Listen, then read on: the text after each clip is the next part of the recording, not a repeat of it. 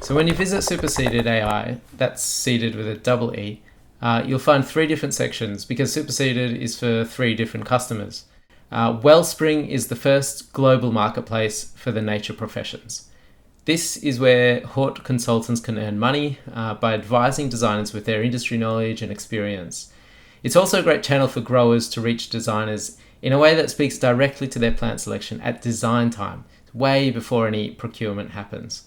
Workspace is for designers. Anyone can use this, but landscape architects really benefit from the time they save reviewing their schedule. And finally, suppliers is where we reduce risk and potentially gain market share for growers. So for the first time, we'll have fine-grained data across projects all around the country. So this makes it possible to do things we just couldn't do before, like measure trends on what designers are selecting, or aggregate demand across projects to pool the procurement of niche plants, those that would probably otherwise never get the volumes needed to be commercially viable, and also just get clarity on where all these RFQs are coming from. So let's jump into the design workspace where designers are reviewing their schedules. We've got a few old projects here. I'll just jump into an existing one. And we get some beautiful thumbnails of sessions we previously opened. We'll start a new plant schedule and I'll zoom right in so you can see what I'm doing. If I type EUC-MEL, it'll search external databases like the GBIF against varieties, subspecies, etc. But let's say I was searching for a tall yellow flowering plant. We also get AI suggestions for the same thing. Now, is this reliable? Is this accurate? Well, there's a lot to unpack here, but the most important, as you'll see in a moment, is context. The more context, the better the suggestions. If we check the other columns here, I get a mature height and a mature width. These are numbers sourced from external databases with scientific traits like GIFT and TRY. Now, the autocomplete is pretty tolerant. I mean, basically anything goes. We'll get suggestions for anything we type in and common names too. So weeping willow. We'll get Salix babylonica right here. And now let's say we wanted to change locations. We'll notice that the species that are suggested to me change. So if we center us on Victoria, click save, I'll search for the same tall yellow flowering plant, and we should get a different suggestion, and we do.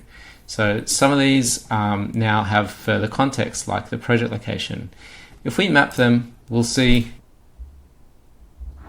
what they look like on a map. So as soon as we connect these panels together, we get every species on the list mapped to their occurrences off ALA and iNaturalist websites. So here they've come through, and you can see I'm just sliding up this map and I see the species change in the photos. If we click on a link, it'll take us to the original source in ALA or iNaturalist. Now over to WA, and we've got some of the species we looked at earlier. So you can start to see when it's this easy to find what you need and map it, it becomes a time saver, of course, but also an opportunity to learn more. Imagine scrolling up the latitude and seeing the form of the flower change throughout its habitat, or adding a soil layer. So this is a kind of balance of providing just enough information to support decisions and learning without trying to establish yet another source of truth. Instead we bring that data together from many existing and really high quality sources. Now I'm going to show you what happens when we drag and drop a real plant schedule, which looks like this, full of annotations, lots of information here. It's a bit of a cluttered page. When I drag and drop it into our workspace, we get again a number of panels, and you'll see the data come through perfectly on the left hand side in just a few seconds. Right, so that didn't take more than 20 seconds and everything has come through perfectly. Quantities, names, common names, it's all here. Again, if we connect the panels, you'll see all of the species mapped on the list, but more importantly now, we've got a review section. So I'll open that up over here. Now here you can see every name that's checked against data sources, including plant breeder varieties names that we check at the IP Australia website. You're shown partial matches, and all results are listed here.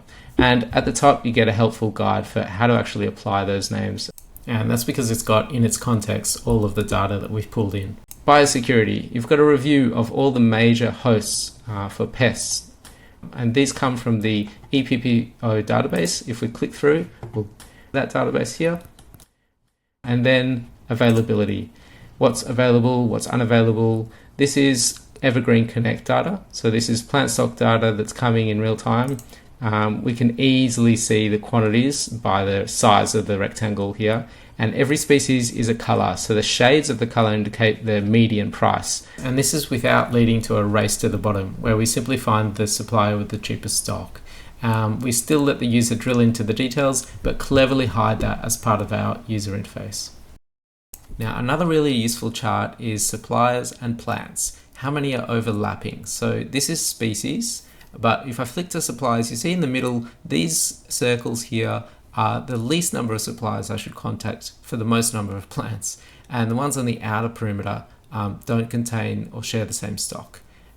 If I scroll down further, I get analyses. So usually trending downwards is the relationship between the price and the quantity of plants. I can drill down into pot sizes and do some more analysis here as well. Again, we get prices but no nurseries, so avoiding that price competition. And diversity, we get a single metric. So this is just a composite index, composite score rather, of two indices, the 10, 20, 30 rule, which you can see here. There's a visual threshold for the cutoff where too much of one genus is shown to you in red. And another indice called the Gini-Simpson index. So that's a score of the relative abundance of species. And so a gentle slope here indicates a good or a high species evenness. So this is just some of the review we're working on. We've got compliance for local government areas coming soon. And you also have a way to chat to your schedule. So if I attach my plant schedule here, I can type my question. So what are the grow times for the tall trees in the list? And boom, there's your response. That wasn't sped up. My typing was, but not the response from the AI. And because it's got all the context, it's doing a pretty good job of returning answers. So you can ask all the silly questions you were too afraid to ask about your plant list. Another very cool feature is our plant similarity tool. So this is discovering new species and alternative species you can substitute. This is gathering everything that's been written about a plant from the same kind of data sources I showed earlier and placing it in a space of 1,000 dimensions for AI to cluster. So if I increase the emphasis on sunlight, it's going to regroup all the plants in this particular catalog. This is just showing Flemings at the moment. Flemings has been a great supporter of ours, but this is just as well show any other catalog. We can do a regular search for red amongst the, say, fruit or flowers, but we can also get completely new groupings for plants based on similarities. Here you see sunlight requirement. There's an explanation for why these plants are grouped together. And so there is about 60 different qualities here. If I add salt, anything that's been written about this plant with respect to salinity perhaps, all the plants will regroup based on the new criteria.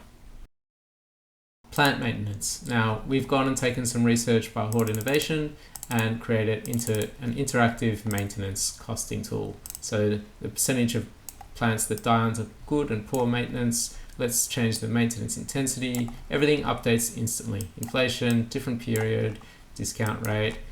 It's just that easy to see the total life cycle cost and deciding upon trade-offs, for example, tube stock versus mature trees over the total life cycle.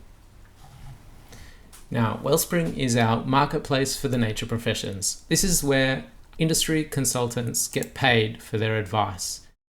Now, it's organized in terms of notes, and you can see down here, all of the notes listed in this topic of wetlands are located on the map, just like they are in plant discovery. And the different colors are the different topics. There's soil, there's wetlands. Every bit of advice listed on Wellspring permeates throughout the supply chain, and designers know about them because our plant selection support tools inform them of relevant notes. The minute they accept a substitution or a bit of advice, the AI brokering that knowledge between human to human discloses it and the consultant gets paid. So they can join Wellspring by adding their bank details and they're in the system.